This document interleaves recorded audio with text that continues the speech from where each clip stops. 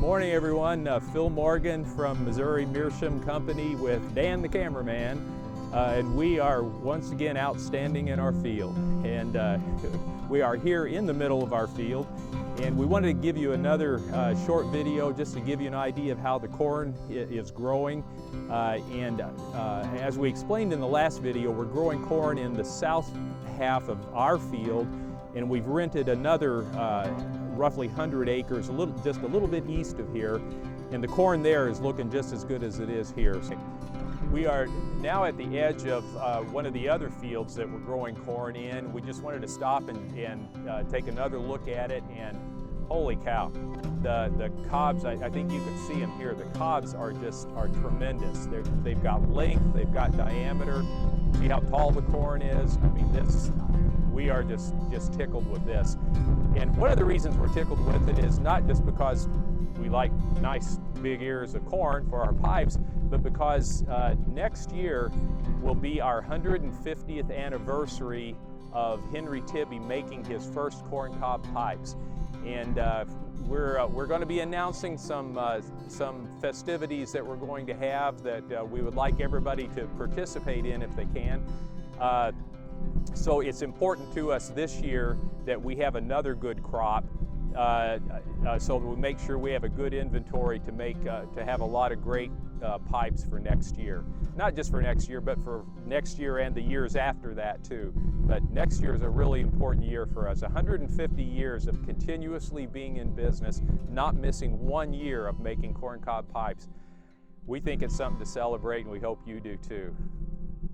But we wanted to show you, we're kind of at what is one of the critical stages of the corn crop, and that's the pollination. And we're about 2 weeks into the pollination, and I'm sure most of you understand it or know that, but you know, pollination occurs when the pollen comes from the tassel at the top of the plant and falls down onto the silk that's on the ear itself.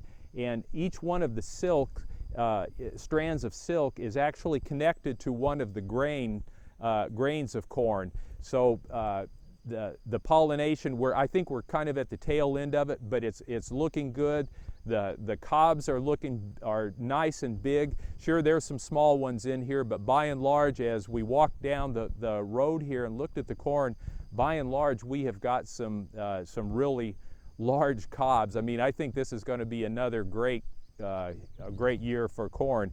And I just wanted to, to show you too, is the normal, and a lot of the fields that are around us here, there's a lot of soybeans fields around us, but a lot of corn fields too.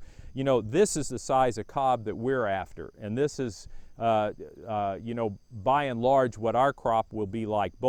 These are both red, but red and white.